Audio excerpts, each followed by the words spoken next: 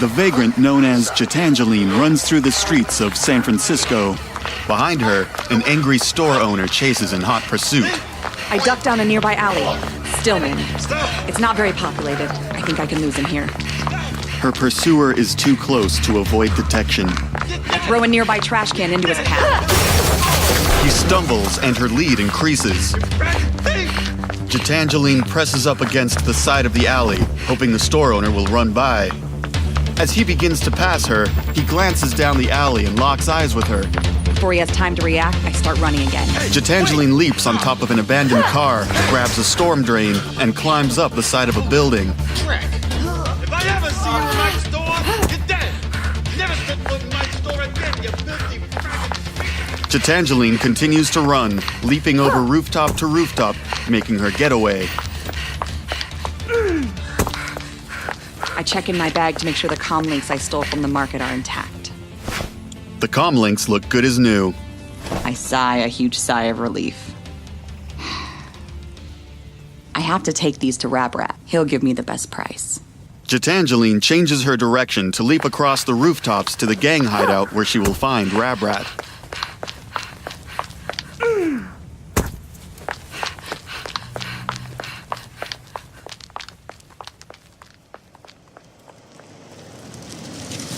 A nondescript car pulls into an alleyway in San Francisco and comes to a stop. Dax, the driver, steps out from the driver's seat and walks to the back of the vehicle. He unlocks the trunk and opens it. Inside, Curt Meso blinks and squints his eyes as he looks out of the trunk, up to the sun, unfiltered, for the first time in his life. All right, Curt. You're out. The deal is done. You're a free man. No more oncology life for you. I have the items you requested right here in this bag. Disguise kit, comlink, cred stick, sub-vocal mic, pistols, ammo, actioneer business, clothes, etc., etc. It's all here. Oh, thanks. I programmed a couple of numbers into your comlink, like my good buddy Rico, who can set you up with anything you might need. Particularly some party favors you might want.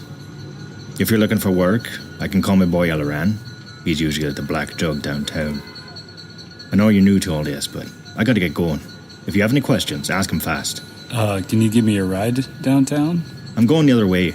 You're gonna have to walk or take the bus. You're about 3 miles from downtown. If you head over to the Black Jug, you'll probably see Elaran there. Tall elf, facial tattoo, you can't miss him. Okay. This guy Rico, which way is he? He's in the opposite direction, in Hunter's Point. That's actually where I'm headed right now. If you want to ride, you're welcome to join. Yeah, I'd like to do that. Well, all right. Hop in. Dax looks at the open trunk, back at Curt, then back at the trunk. I think we're safe. You're riding shotgun this time, chummer. You're already moving up in the world. I open the door and get in the car. Dax closes the trunk and gets into the driver's seat. They start driving towards Hunter's Point.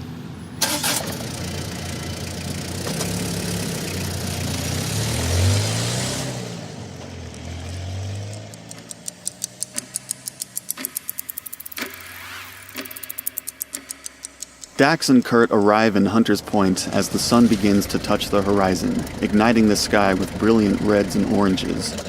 They exit the car and start walking towards a shabby, run-down 2-story apartment building.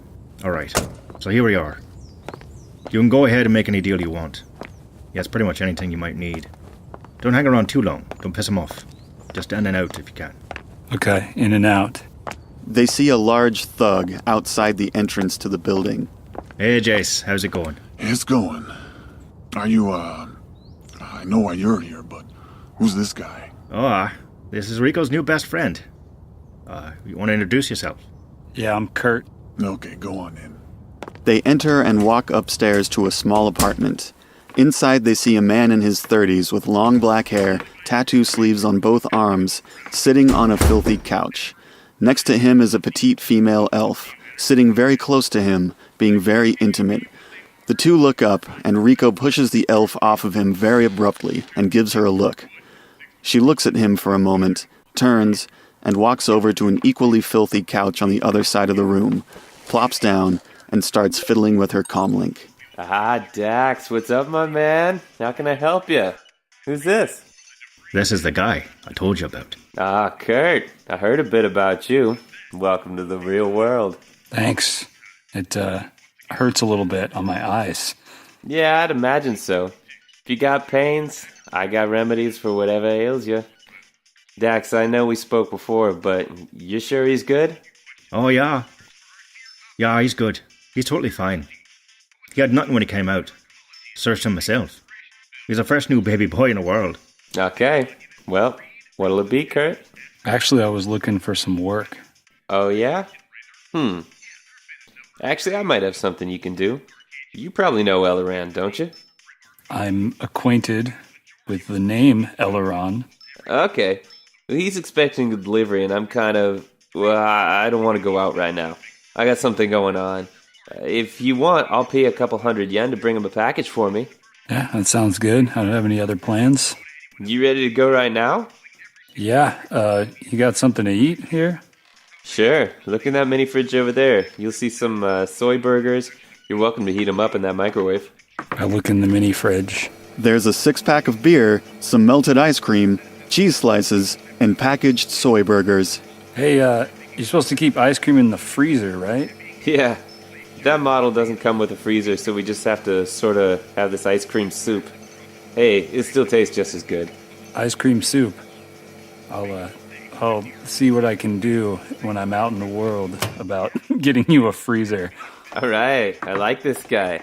I heat up a soy burger.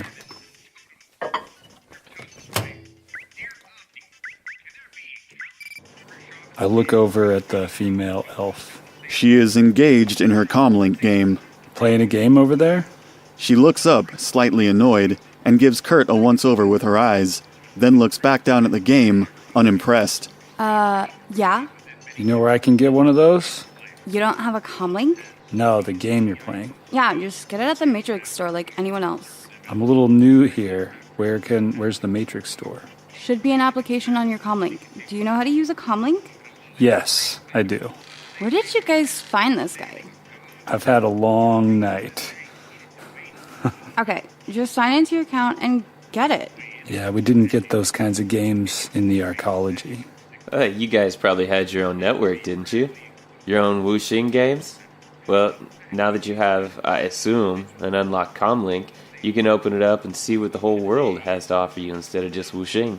Yeah. I walk over to her and touch her comlink. Can I see? I'm in the middle of a game right now. Yeah, but can you make an exception? I literally just saw the sun for the first time today. Rico glares at the girl. Give him your comlink.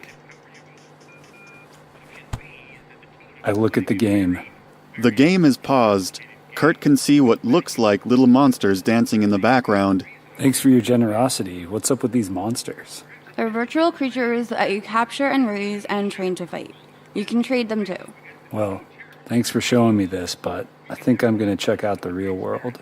And then I walk back over to Rico. Hey, my phone. Oh yeah, sorry. I'm a little bit woozy still. I hand her back the comlink.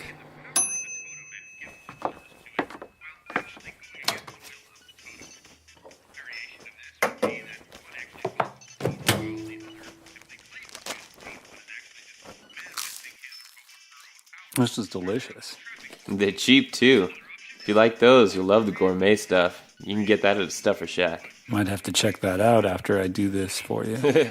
Yeah, definitely check out Stuffer Shack. If you've never been to one before, it'll be quite an experience. What'd you have in the wuxing arcology when you wanted food? What'd you do? Wow, it's hard for me to remember. I think I did some sort of magic drug in order to put myself under so I could do what I needed to do to get myself out of there. I actually am having trouble remembering what happened before now. The details are hazy. Ah, makes sense. He was legally dead for a while back there. We had to suppress his vital signs to avoid the biosensors. Yeah. I'm not sure how we ate. That's weird. Rico raises an eyebrow. You know what, Kurt? I like you. I want you to have this. Rico tosses Kurt a tiny plastic bag. There is a small amount of light beige powder inside. How potent is it? Oh, it's the good stuff. I always can get the good stuff. You want to do it right now? All right. All right.